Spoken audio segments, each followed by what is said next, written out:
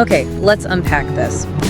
When you think of Dutch cities, yeah, Amsterdam probably pops into your head first. Usually does. But our deep dive today takes us somewhere else. A city that really stands apart, like Rotterdam. A place that's had to reinvent itself, quite literally. Exactly.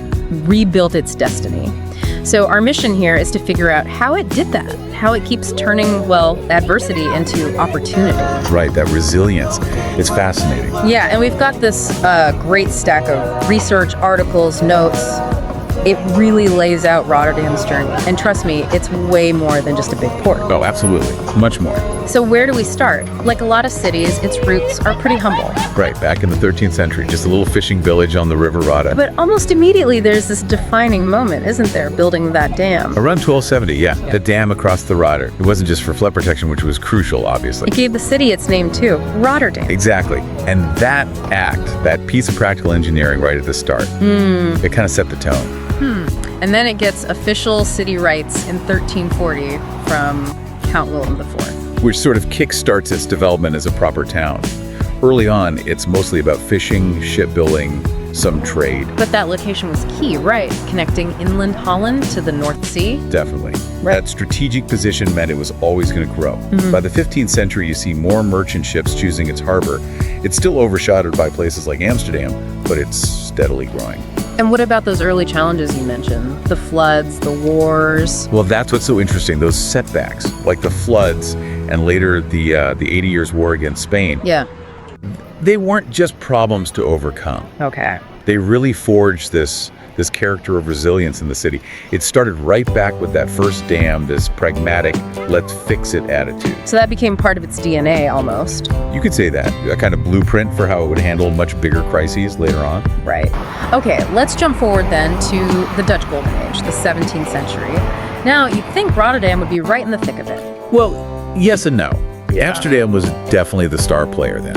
The Dutch East India Company, the global trade hub. So Rotterdam played more of a supporting role. A supporting but really significant role.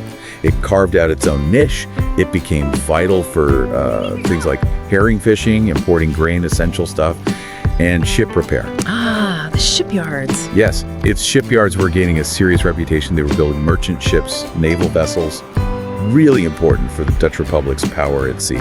So Amsterdam got the glamour, maybe, but Rotterdam was doing the heavy lifting behind the scenes. That's a good way to put it. If you look at the big picture, Rotterdam might lack the artistic fame of Amsterdam during that era, but it was an absolutely essential cog in the commercial machine. It established this reputation for solid maritime know-how. And this period also saw it attracting new people, merchants, craftsmen. You mentioned immigrants, too. Yeah, like French Huguenots fleeing persecution. They brought skills, entrepreneurial spirit. It wasn't just about numbers, it was about adding layers to the city's fabric, setting it up for what came next. Which was the Industrial Revolution in the 19th century. And this seems like the moment Rotterdam really steps onto the world stage. Oh, absolutely. Industrialization, new technology. Yeah. It changed everything for shipping and trade. And there's one project that stands out, right? The Nieuwe Waterweg. The Nieuwe Waterweg opened in 1872. This was massive. A completely new deep water channel dug directly to the North Sea. Why was that so important? It solved all the old navigation problems. Before, bigger ships struggled to reach the port easily. This channel meant much larger vessels could sail right in. So it basically opened the floodgates for trade. Precisely. Rotterdam instantly became the main gateway for goods flowing into and out of continental Europe. And the port just exploded. Exponential growth.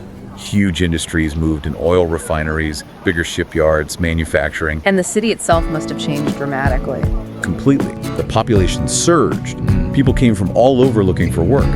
You get railways, trams. The whole infrastructure had to scale up incredibly fast. So this period really cemented its status as a major global port. Without a doubt.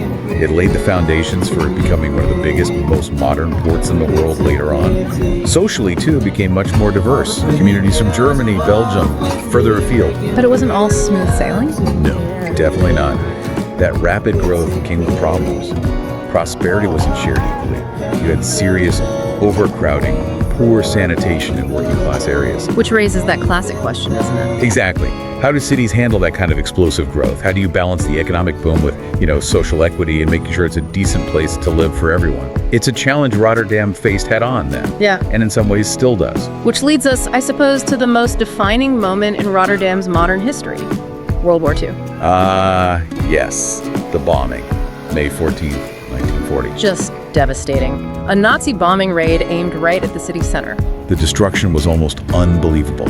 About 24,000 homes just gone. Nearly 900 people killed. Tens of thousands homeless in an instant. And it wasn't just the human cost, it was the city itself. Most of the historic core. Wiped out. Centuries of history, the medieval heart, the Golden Age buildings. Obliterated in a single day. It's hard to even imagine. But what happened next is maybe even more remarkable. This is where Rotterdam's story takes that really radical turn. Because they didn't try to rebuild the old city as it was. Which must have been tempting, surely, that nostalgia. Perhaps. But they made a conscious, very deliberate choice to go modern. Radically modern. What was the vision? Wide open boulevards, lots of space, functional architecture. It was partly practical, but it was also philosophical. A break with the past. A symbol of renewal. Exactly. They embraced modernism, and reconstruction started incredibly quickly, even before the war was actually over. So that decision basically created the Rotterdam we see today architecturally. It's why it looks so different from, say, Amsterdam or Delft. It became this showcase for post-war modernist ideas. And crucially, they rebuilt the port facilities just as fast, just as modern. Which meant it could get back on its feet economically. With astonishing speed. By the 50s and 60s, Rotterdam's port wasn't just back as day. It was the busiest port in the world. Wow. And it held that top spot for decades. It's just a profound example of how a city facing absolute catastrophe can choose to reinvent itself. Not just rebuild, but rethink its entire future and emerge stronger, more forward-looking. Incredible resilience. So, fast forward to today. What is Rotterdam like now for someone living there or working or just visiting? Well, it's still evolving, that's for sure. It's the second largest city in the Netherlands. Over 650,000 people in the city itself, right? And much bigger metro area. Yeah, about 1.2 million in the metro area. And it's known worldwide for that skyline, the innovative architecture. And the port, still huge. Still the largest in Europe. But it's also incredibly multicultural. I think over 170 nationalities are represented there now. You feel that on the streets, I imagine. In the food, the festivals. Absolutely. It gives the city a really dynamic, vibrant feel. There's this perception, and I think it's largely true, that Rotterdam is more experimental, more pragmatic maybe, than Amsterdam. A focus on the new. Definitely. Contemporary design, bold urban planning. But it's also very functional, clean, efficient, amazing for cycling, great public transport. And the look of the city is that mix, isn't it? Sleek, modern towers next to really creative public spaces. Yeah, it's a unique blend. And the economy, while still anchored in logistics, shipping, energy. It's diversifying fast. Creative industries, tech. Big time. Design, media, tech startups. They're a growing part of the picture. It's interesting you mentioned the urban planning. Well, here's a fascinating little fact. Rotterdam had one of the world's first purpose-built pedestrian shopping streets, the Lijnbaan. Really? When was that? Back in the 1950s, right during that post-war reconstruction boom. So even then they were thinking about people-centric design. Exactly. It just shows that commitment to innovative urban planning was there right from the start of the modern city. It wasn't an afterthought. Okay, so let's talk about life there. Opportunities. What about studying in Rotterdam? Well, the big name is Erasmus University Rotterdam, named after the humanist philosopher Erasmus, who was actually born there, though he didn't spend much time there later. Right. And what's the university known for? Strong in business, economics, law, social sciences, medicine. It attracts a lot of international students. Is it easy for them to settle in? Generally, yes. It's a very multicultural city anyway, and the university has tons of programs taught in English. It's quite a lively academic scene. And work opportunities, beyond the obvious port-related stuff. Yeah, definitely. The energy sector is huge, especially now with the focus shifting towards renewables. Finance, IT, engineering are all strong. And as we said, that creative sector is really taking off. Does it attract international companies? Expats? Very much so. Its location is still a major draw. Plus, the skilled workforce, the business-friendly environment, and the fact that English is so widely spoken helps a lot. There are even programs like Rotterdam Partners actively trying to attract innovation and entrepreneurs. And generally, you find a decent work-life balance there. Flexible working is quite common. Okay, so good for study, good for work. Yeah. What about just visiting? What's the draw for tourists? It often surprises people, I think. They expect windmills and canals everywhere. And instead they get skyscraper. Exactly. A bold, almost futuristic cityscape.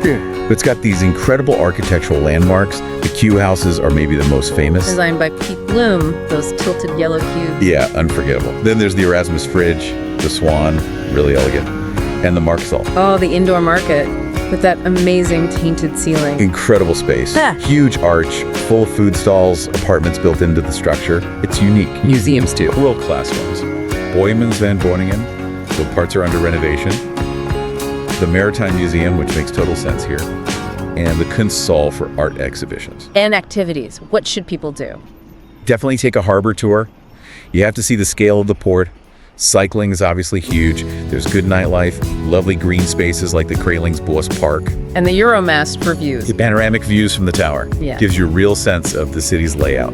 Sounds like there's a lot going on culturally too. Events, festivals. Oh yeah, it's got a packed calendar. The International Film Festival, Rotterdam, is massive. North Sea Jazz Festival is world-renowned. King's Day, of course. Huge party like everywhere in the Netherlands. But also things like the Summer Carnival, which really shows off its Caribbean influences. And Sports Feyenoord Football Club has incredibly passionate fans. The Rotterdam Marathon is big too. And the food scene must reflect that diversity. Completely. It mirrors the population. You can get everything from Michelin-starred meals to amazing street food. So traditional Dutch things like herring. Sure, herring, stroopwafels, but also fantastic Turkish kebabs, Surinamese roti, Indonesian riesstaffel, Moroccan pastries. It's all there. Any key spots for foodies? The Markthal is a must-visit, obviously. And Phoenix Food Factory over on Ketendrecht is brilliant too. More artisanal, local producers. There's a real buzz around food, lots of experimentation. Looking ahead now, Rotterdam faces some unique challenges, doesn't it? Especially with climate change. It certainly does. Being largely below sea level, well, climate resilience isn't just a buzzword. It's absolutely essential for survival. So what are they doing about it? They're actually world leaders in innovative water management. Things like a floating pavilion, these special water plazas in neighborhoods that can hold rainwater during storms. Clever. Integrating it into the urban design. Exactly. And sustainability is baked into planning now. Green roofs, pushing for energy efficiency, constantly improving that amazing cycling infrastructure. And the port itself, is it adapting? It has to. It's undergoing a major green transition. Huge investments in things like hydrogen power, exploring electric shipping, promoting the circular economy. That raises a big question though. Which is? How does a city built on industry, a massive port city, stay competitive globally while also tackling these huge environmental challenges? It's a massive undertaking. It is. It's about balancing economic necessity with environmental responsibility.